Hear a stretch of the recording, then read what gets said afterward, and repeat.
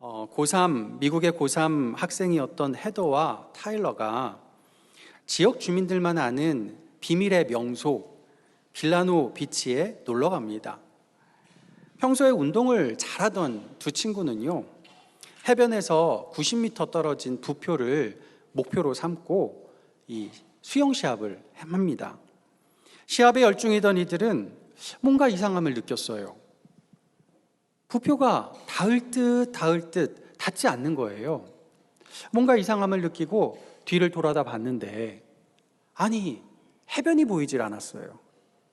그 순간 해류에 휩싸이면서 순식간에 먼 바다로 들어가게 됩니다. 그날 두 친구가 모르던 사실이 하나 있었는데요.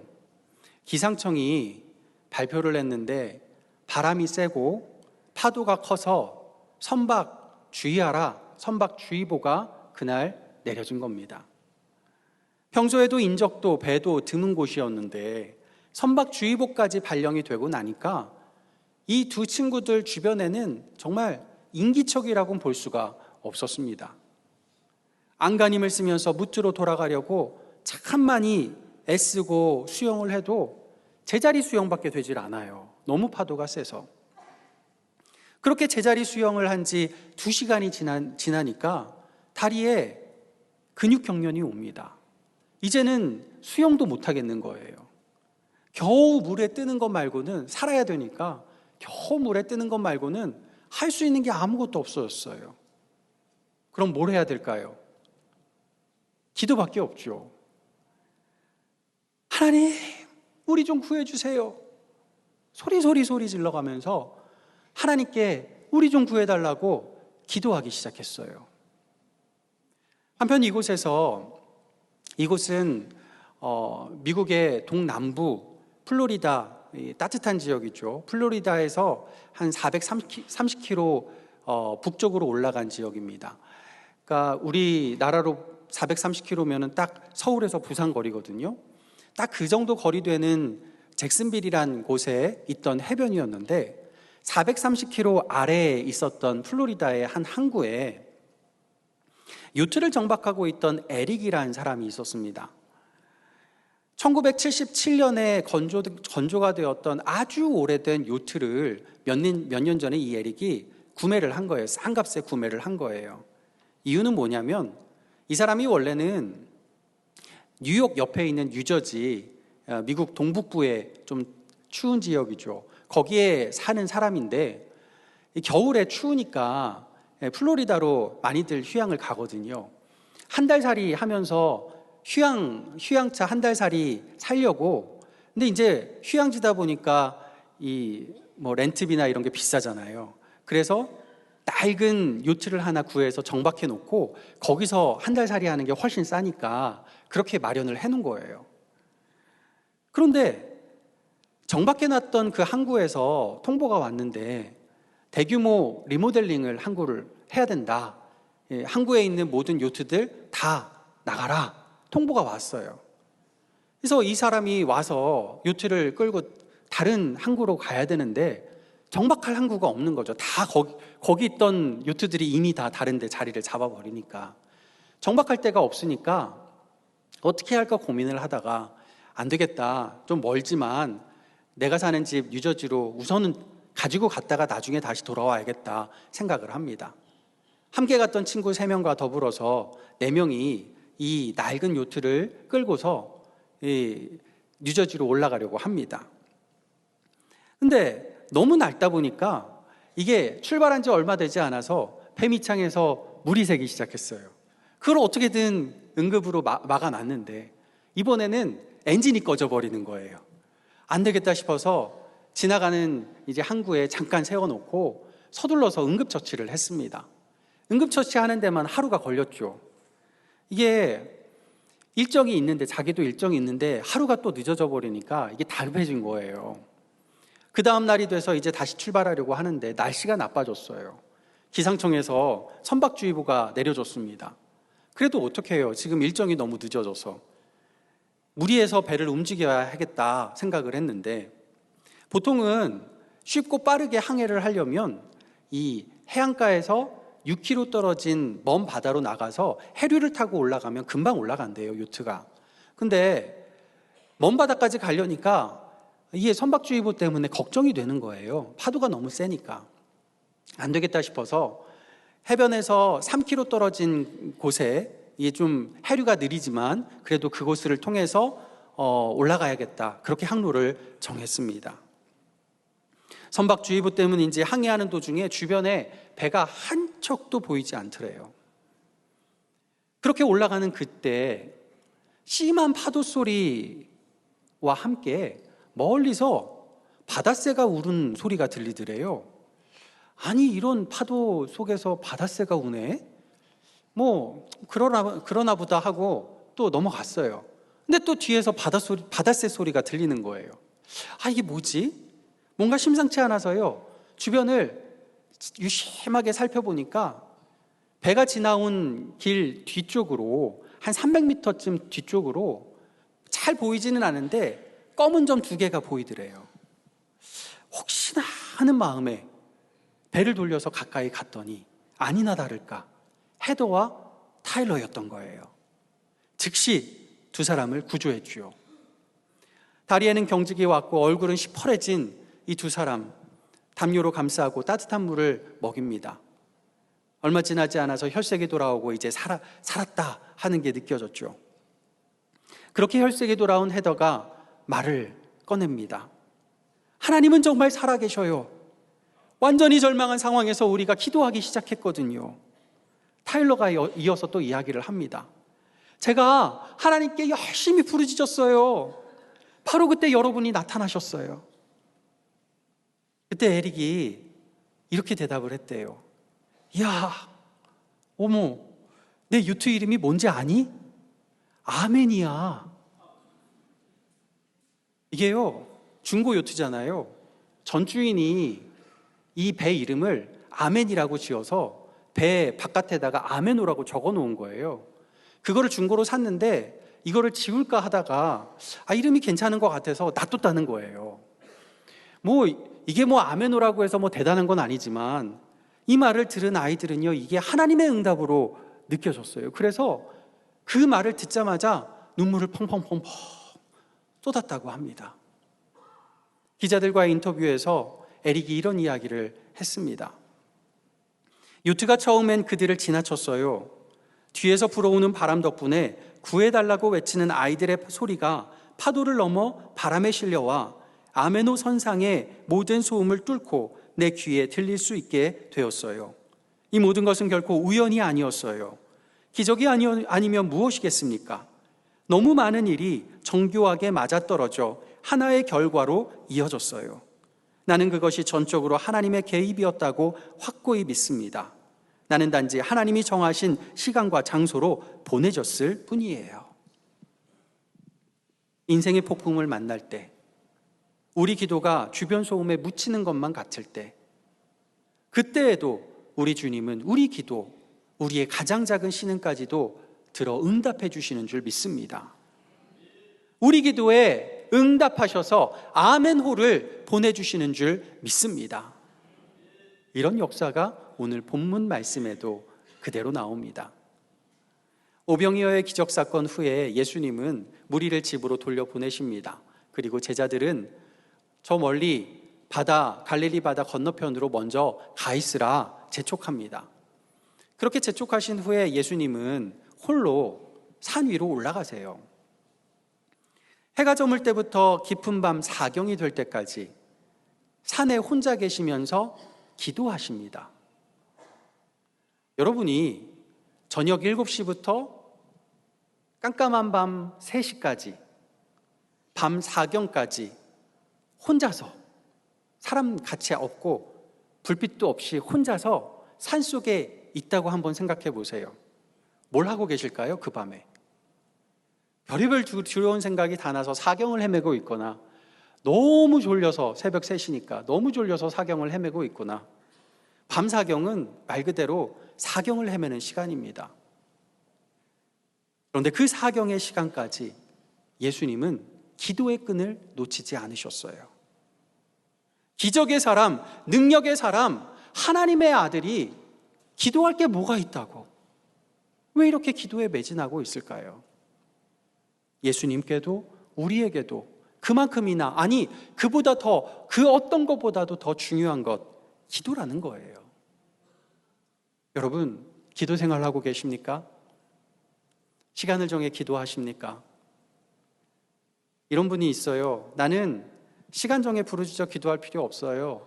나는 기도에 참석하지 않아도 매일매일 매순간 하나님께 기도하며 살고 있어요. 어디 가든지 하나님께 기도하며 살고 있어요. 맞는 말입니다. 맞는 말인데, 길 가면서도 기도할 수 있고, 일하면서도 기도할 수 있고, 설거지하면서도 기도할 수 있어요. 맞는 말인데, 그렇게 말씀하는 분 중에 제대로 기도하는 분 드뭅니다. 그 정도 기도에 열정이 있는 분은 이미 기도 시간을 정해서 열심히 기도하고 있기도 하고, 또 기도회라면 기도회라는 모든 기도회를 열심히 참석하고 있는 분이실 거예요. 예수님은 아무리 바빠도, 너무 바빠서 밤 시간 말고는 기도할 수 없는 그런 스케줄에 있으면 그 밤 시간이라도 시간을 내어서 하나님께 기도하는 시간으로 올려드렸습니다. 우리는 핑계대지 말아야 해요. 예수님의 기도 생활을 본받아야 할 줄 믿습니다. 지금 스케줄론 아무리 해도, 내 스케줄상으로 아무리 해도 10분밖에 없다 하면요, 그 10분 시간 정해서 기도하셔야 해요. 기도를 시작하셔야 합니다. 그런데 보세요, 예수님이 기도하실 때, 기도하시는 그 도중에 무슨 일이 일어났을까요? 바다에서 노를 제자들이 졌는데 그 배에 갑작스러운 폭풍이 몰려옵니다. 24절 표현으로 하면 고난을 당하더라. 여러분께 질문해 보겠습니다. 여러분은 예수님의 제자이십니까? 아멘이시죠? 이렇게 자신감이 없으세요? 예수님의 제자이시죠? 뭐 시키는 거 아닙니다. 아멘인 줄 믿습니다. 그러면 예수님이 기도하면, 예수님이 우리를 위해 기도하신다면 그분의 제자인 우리에게 고난이 있어야 할까요? 없어야 할까요? 어렵지 않으십니까? 예수님이 기도하시면 그분의 제자에게는 고난이 오다가도 깜짝 놀라 도망가야 되는 거 맞지 않습니까? 누가 기도하시는데 왜 고난이 옵니까? 그런데 24절에 고난을 당하더라. 그래서 믿음이 참 어려운 거예요. 왜 하필 이 타이밍에, 하필 그 많고 많은 타이밍 중에 왜 하필 이 타이밍에, 예수님이 나를 위해 기도하고 있는 그 타이밍에 고난이 오는지 이해가 안 돼요. 그러니 주님 말씀에 무조건 아멘하기가 힘든 겁니다.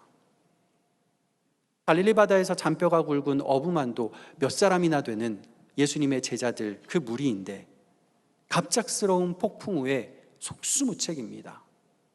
24절 말씀대로 바람이 거스름으로 예수님의 기도도 속수무책처럼 보입니다. 기도를 거스르고 말씀을 거스르는 세상 바람이 세차게 불어오면 기도도 말씀도 속수무책처럼 보입니다. 그러면 우리 마음의 믿음이 사라지고 우리 입술엔 아멘이 사라지고 말아요. 이건 갈릴리 바다를 건너던 제자들만의 문제는 아니었습니다. 이 마태복음을 처음 읽었던 초대교회 성도들의 현실 문제였고 지금 우리의 현실 문제이기도 합니다. 우리 기도를 거스르고 성경 말씀을 거스르는 세상 바람이 세차게 불어옵니다. 예수 믿는 일 하나 때문에 해결은커녕 눈물 짓는 문제들만 세차게 몰려옵니다. 분명 누군가 널 위하여 누군가 기도하네, 이 찬양 가사 내가 굳게 믿었는데, 분명 예수님 성령님께서 나를 위하여 탄식하며 간구하고 계심을 내가 분명히 믿었는데 지금 내게 닥친 이 고난은 내 믿음을 아무것도 아니게 만들어버립니다. 오늘 본문의 말씀은 바로 그런 고난을 당하고 있는 우리에게 하시는 말씀이에요. 무슨 말씀일까요? 25절 우리 같이 읽어보겠습니다. 밤 사경에 예수께서 바다 위로 걸어서 제자들에게 오시니. 아멘. 밤 사경에 사경을 헤매고 있는 제자들을 만나러 예수님이 오십니다. 그것도 바다 위로 걸어오십니다. 왜 하필 바다 위로 걸어오실까요? 하고 많은 방법 중에 당시 사람들에게 검푸른 밤바다는 혼돈의 세상, 악령이 지배하는 악령의 지배지로 생각되었습니다. 그래서 밤바다 위를 걸어오시는 예수님을 보고서 제자들이 제일 먼저 한 말이 유령이라 그랬죠. 예수님은 제자들에게 보여주신 거예요. 세상의 그 어떤 혼돈도, 그 어떤 악령의 지배권도 예수님은 그분의 발로 밟고 그 위로 걸어오신다는 사실을 보여주시는 겁니다. 그분이 말씀하세요. 27절에 예수께서 즉시 이르시되 안심하라, 나니 두려워하지 말라. 안심하고 두려워하지 말아야 할 이유가 뭐라고요? 나니, 나다, 나야, 이거예요. 이유는 이거 하나예요. 헬라어 원문을 그대로 직역하면요, 나는 나다, 이런 말이에요. 나는 나다. 이 말씀은 호렙산 떨기나무에서 모세를 만나주신 하나님께서 모세에게 자신을 소개하실 때 하셨던 말씀이에요. 나는 스스로 있는 자니라 그랬죠. 이거는 풀어서 번역한 말이고요. 히브리어를 직역하면 나는 나다 하는 말씀이에요. 나는 더 이상 수식어구가 필요 없고 더 이상 설명할 필요가 없는 전지전능한 나 하나로서 스스로서 더 이상 어떤 것도 불필요한 전능한 나이다 말씀하시는 겁니다. 오래전 페어산 호렙에서 연약했던 모세를 만나주신 하나님은 자신을 나는 나다 소개해 주셨어요. 나는 나 외에 더 이상 소개가 필요 없으신 하나님은 연약한 모세의 손에 들려진 지팡이가 홍해바다를 가리킬 때 그 바다를 갈라서 마른 땅으로 걷게 하셨습니다. 지금 예수님은 혼돈과 혼란의 바다 폭풍 가운데 벌벌 떨고 있는 제자들에게 찾아와서 말씀하십니다. 나는 나다. 나는 하나님이니, 전능한 하나님이니 안심하고 두려워 말라. 바다를 갈라 마른 땅을 내셨던 그분은 지금은 마른 땅을 낼 것도 없이, 바다를 가를 것도 없이 바다를 마른 땅처럼 그분의 발로 밟고 걸어 오십니다. 예수님 앞에선 세상 어떤 혼돈도, 세상 어떤 악령도 아무것도 아니란 거죠. 그때 베드로가 말합니다. 28절 주여 만일 주님이시거든 나를 명하사 물 위로 오라 하소서. 예수님 말씀하시죠. 29절 오라. 예수님 말씀에 베드로는 예수님처럼 물 위를 걷습니다. 바다 및 마른 땅이 아니고요, 바다 위 그 자체를 걷습니다. 문제가 걷어지는 게 아닙니다. 문제가 갈라지는 게 아닙니다. 문제 그 자체가 아무것도 아니게 만들어주시는 거예요. 예수님만 볼 때는 물 위를 걷던 베드로, 잠시 잠깐 바람을 보니까, 영적인 한눈을 파니까 어떻게 됩니까? 그 즉시 바다에 빠져 죽을 위기에 처합니다. 바로 그때 베드로가 소리질러 기도해요. 30절 말씀 주여 나를 구원하소서. 베드로가 이렇게 기도했을까요? 주여 나를 구원하소서. 아니죠. 주여 나를 구원하소서.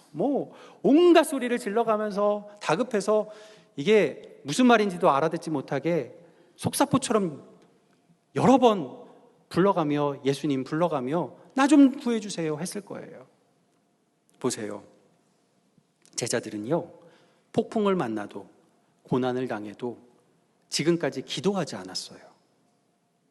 고난 중에도, 죽을 위기에도 이 배에 여기에 어부가 몇 명인지 알아? 이런 일만의 자신감이 아마 있었던 것 같습니다. 기도한 사람은 따로 있었어요. 누구죠? 저 멀리 예수님이 이들을 위해 기도해 주셨어요. 예수님은 우리를 위해 지금도 탄식하며 간구하고 계실 줄 믿습니다. 그렇다고요, 주님 기도만 믿고 난 기도 안 해도 돼, 이건 아니에요. 보세요, 예수님이 물 위를 걸어오셨는데 풍랑이 멈췄나요? 아니요. 제자들이 기도하기 전까지는 예수님의 발 주위 빼고는 여전히 바람이 거스르고 물결은 고난이 되어 제자들을 여전히 엄몰하고 있었습니다. 예수님의 제자라면 예수님처럼 기도해야 합니다. 제자들이 그렇게 부르짖어 기도한 게 언젠가요? 어부 중에 상어부였던 베드로가 풍랑 중심에 빠지고 이제 진짜 죽을 위기에 처하니 그제서야 부르짖어 기도합니다. 그때 그 기도에 예수님은 응답하시고 손을 내밀어 붙잡아 일으켜 세워주시지요. 어부인 베드로의 기도에 목수인 예수님이 아멘이 되어주셔서 베드로를 구원하는 구원선 아멘선으로 이끌어 주십니다. 비록 작은 믿음의 기도라도 베드로 믿음이 작은 자여 질책을 받긴 했지만 그 작은 믿음의 기도라도 예수님은 들어 응답해 주시고 예수님이 친히 아멘호가 되어주셨어요. 베드로를 붙잡아 주신 예수님이 배에 오르시니 어떻게 됩니까? 32절, 바람이 그치는지라. 평범했던 배는 이제 진짜 아멘호가 되었습니다. 그 아멘호에 탔던 모든 사람은 예수님께 절하면서 진정한 신앙 고백을 드리게 됩니다. 33절, 당신은 진실로 하나님의 아들이로소이다. 오늘까지 천사운동을 진행하고 있습니다. 희귀병으로 고생하는 3명의 아이들 그리고 그 가족을 돌보는 일에 모든 성도님들 정말 힘을 써주시고 정성을 다해 주신 것 너무너무 감사드립니다. 무엇보다 이들을 위한 기도에 여러분들 동참해 주셔서 정말 진심으로 감사드립니다. 혹여나 아직 기도문 못 써주신 분 있으시면 시간 나실 때 나가시면서 로비에 있는 포스트잇에 간단하게라도 기도문 적어주셔서 붙여주시면 그 기도 나중에 아이들 또 그 부모가 읽고 하나님의 은혜를 경험할 수 있을 거라 분명히 믿습니다. 바라고 확신하기는 우리의 기도와 헌신이 고난당의 물에 빠진 이들에게 예수님을 태운 아멘호가 되어서 그들의 몸과 영혼을 구원하는 놀라운 역사가 될 것이라 확신하고 믿습니다. 그 아이들과 아이들을 돌보는 어머니들이 극한 고난 중에서 아멘호를 만나게 되어서 그들의 입술로 예수님은 진실로 살아계신 하나님의 아들입니다 고백하는 역사가 있기를 간절히 소망합니다. 더 나아가 우리 교회 안에도 고난당한 이들이 참 많죠. 고난당할 때 기도하길 원하고 고난당한 이들을 위해 함께 기도하기를 원합니다. 우리가 타고 있는 고척의 배가 그냥 평범한 배가 아니고 그냥 사람들 모여서 룰루랄라 사교 모임하는 사교 모임의 배 유람선이 아니고 기도하는 배가 되기를 원합니다. 그래서 예수님이 함께 타주시는 배가 되고 그리하여 우리 기도에 응답이 되는 아멘호, 우리 가정과 지역사회를 살리는 구원호가 되기를 간절히 소망합니다. 희망 하나 없는 망망대해에 홀로 고통하는 우리일지라도 큰 환란의 폭풍 소음에 우리의 부르짖음, 우리의 기도 소리가 다 묻혀간다 할지라도 우리가 드리는 기도가 너무나 작은 믿음의 기도일지라 할지라도 그 기도에 응답하셔서 아멘호를 이끌고 우리를 구조하시러 바다를 밟고 걸어오시는 우리 주님의 역사가 여러분 모두의 기도 가운데 그리고 우리 고척교회 가운데 넘쳐나기를 예수님의 이름으로 간절히 축복합니다.